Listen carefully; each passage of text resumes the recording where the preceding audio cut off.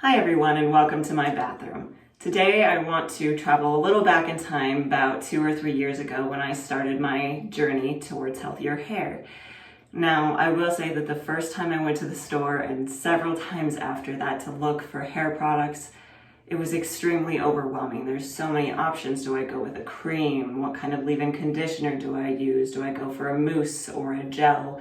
There's just so many options that it can be really confusing. So my goal here today is to hopefully give you a few ideas, a few tips on how to pick products for your hair. Now, this is going to be a two-part video.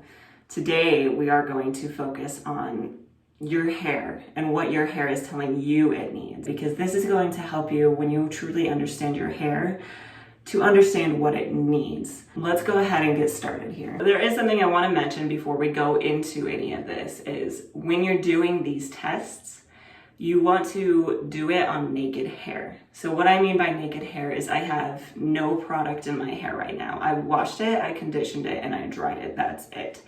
I actually even went in with a clarifying shampoo, and I do strongly suggest that you use a clarifying shampoo before you do this because it's going to strip anything that's sticking to your hair. It's really just going to make all these tests more effective, and it's really going to help you find your products even easier. So the first thing we want to keep in mind when we're looking for products is what our hair type is. Now, this isn't the most important thing, but it should be taken into consideration. Now, what do I mean by hair type?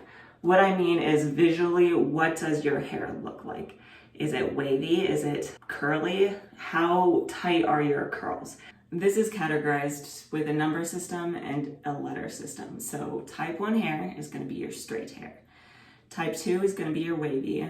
And then ABC is going to get a little bit wavier. So 2A is going to be less wavy than 2C. And then you have 3, which is going to be when you start to actually get some curl to it. Your curl is actually going to have some diameter to it. It's going to be like you could stick your finger up inside it and it's going to wrap around your finger.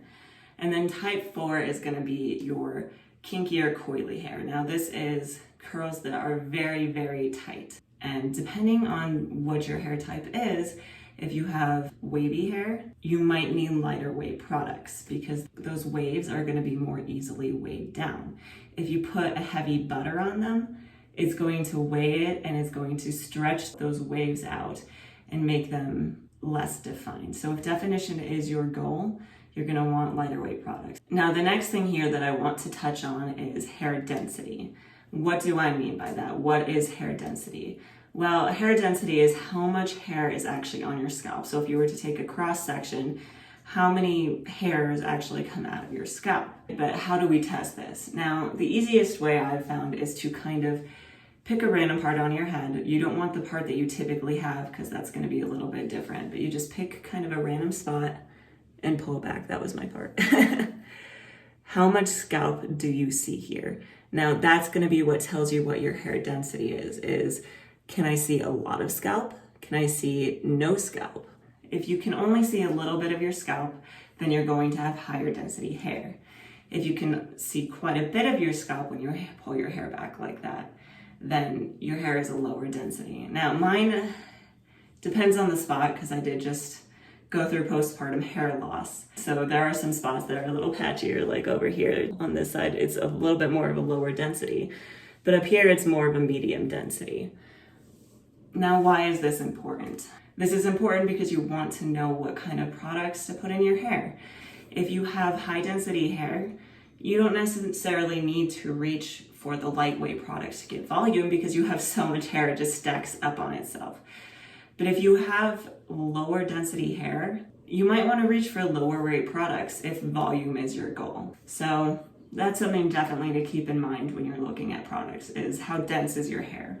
So the next thing I want to talk about is your hair texture. And what I mean by that is how thick is each strand. The easiest way to tell this is you're going to find a piece of hair and you're just going to roll your fingers across it, and you can kind of do this too. Now, what this is going to tell us is about how big it is. So if you can feel that hair when you roll your fingers together, you have a medium or coarse hair. If it looks like thread, if it's really thick, then it's coarse. If you can barely feel it, but you can feel it, then it's going to be medium. If you're sitting there going like this and you're like, I don't feel anything, that probably means you have fine hair. Now, all of these things are okay. They're totally normal. It's just genetics that do different things to our hair. What that tells us when we're picking our products, though, is that if you have fine hair, you're going to want to go in with something lighter weight if volume and definition are your goal. If your goal is just to have healthy hair, then it doesn't really matter as much. The ingredients are much more important, which we'll talk about in our next video. But if you want that volume, you want that definition, you're gonna wanna go in with lightweight products. So the last thing I wanna touch on today is going to be hair porosity. Now, what do I mean by hair porosity? What that means is how much moisture your hair is allowing it to penetrate it. This is determined by each strand has cuticles on the outside of it. And if your cuticles are flat, that's low porosity hair. It's not letting any moisture in. High porosity, on the other hand, the cuticles are very raised. They're going to allow a lot of moisture into your hair. Whether you have low or high porosity hair, in part is due to genetics. High porosity is something that you can just be born with. Your hair can naturally, genetically be high porosity, but this also comes about when it's damaged. So if you've bleached your hair, if you've done a lot of heat styling to it, this could cause high porosity hair. That heat damage, the chemical damage from bleaching, a lot of times that will raise up the cuticle. Now, all of these kind of have an upside and a downside. The good side of low porosity is that once you have it healthy, that moisture stays in your hair, and that's going to make it a lot easier to maintain it in the long run. Now, the downside is because it's hard to get that moisture in, it's going to take a bit longer. So if you're just starting your journey and you have low porosity hair, be patient. It's going to take a little bit of time, and that's okay. And one thing you can keep in mind if you do have low porosity hair and you're trying to speed up the process a little bit is if you have a deep conditioner that you're putting on, covering it with a cap, and then putting a heat cap on. So this is one I got off of Amazon. I'll link it down below. But you'll put this in the microwave and then you put it over your hair while you're doing your deep conditioning. And that's going to raise your cuticles up a little bit and allow moisture to penetrate, allow your product to get in and do its job. High porosity is a little bit harder.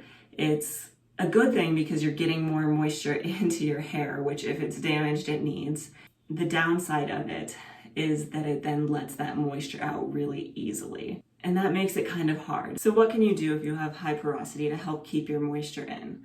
Well, one thing is just making sure that you are using a lot of moisture. When you have products, you're putting a lot of protein, which is going to help make your hair stronger, and a lot of moisture in your hair. And then once you've got those products in, I showed this in my styling video, but the last step you want to do is to put some sort of oil over the top of your hair. They're going to seal it. So I have this daily hydration finishing oil serum. I showed this in a few of my other videos. But what this does for you is it's going to seal all that moisture you just put into your hair. It's going to keep it in and it's going to keep it contained. Do you have to have this? Not necessarily, and especially because some oils are kind of heavy. So you may just want to do some trial and error. Now that we've discussed what I mean by porosity, how do you know? How do you check your hair? This is one of those things that I've seen a lot of different tests out there. I know some people will say you put your hair strand in a cup of water. If it sinks, it's high porosity because it's absorbing the water. If it floats on the surface, it's low porosity because it's sealed, it's not letting that water in. I don't know about that one. I've never actually tested that one. The way I've kind of come to learn how to test your hair for porosity is, one, you're gonna need a spray bottle, and two, you're gonna need water in it. So I'm just gonna come in a little bit closer here. Now, the best way to tell what your porosity is just spritz.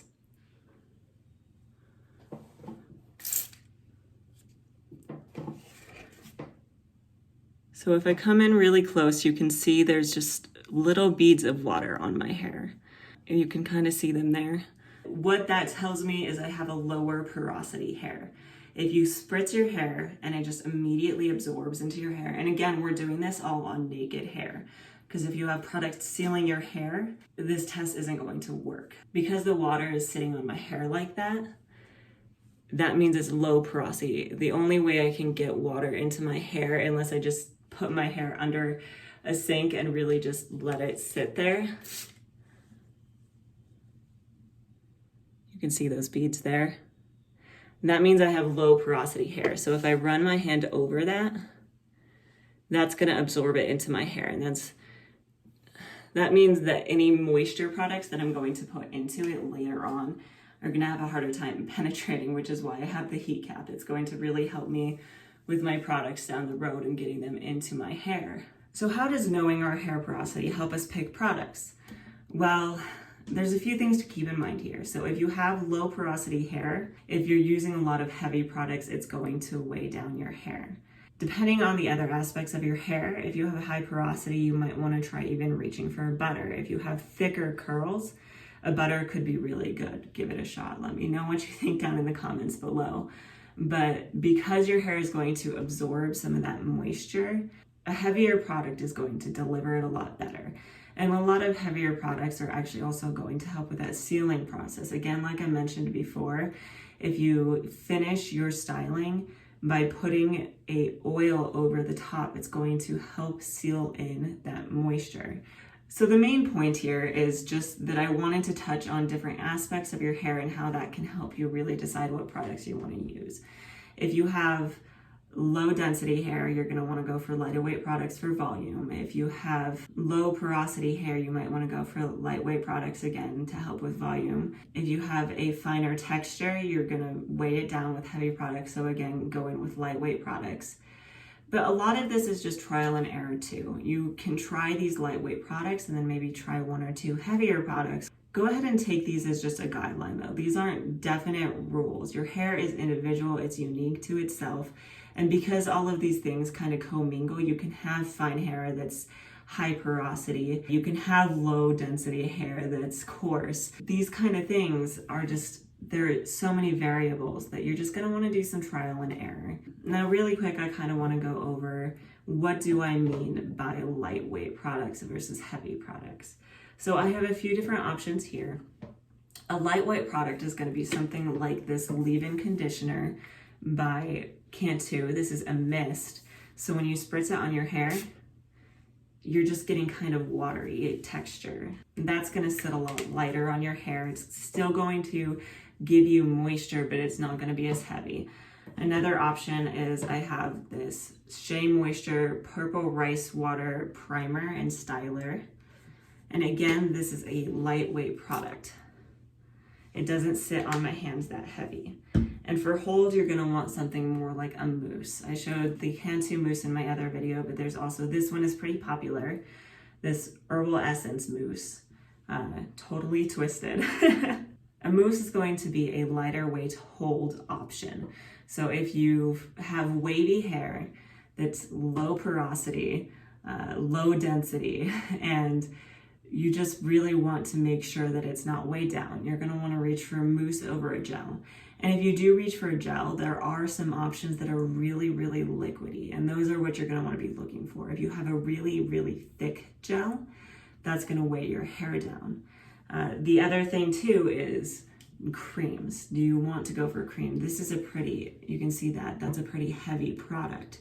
So if you put that on your hair and you're looking for lighter weight products, it might weigh your hair down. The cue on a lot of these like curl defining items, a cream is kind of a middle of the road, and then a butter is going to be really thick. So keep that in mind when you're picking your products.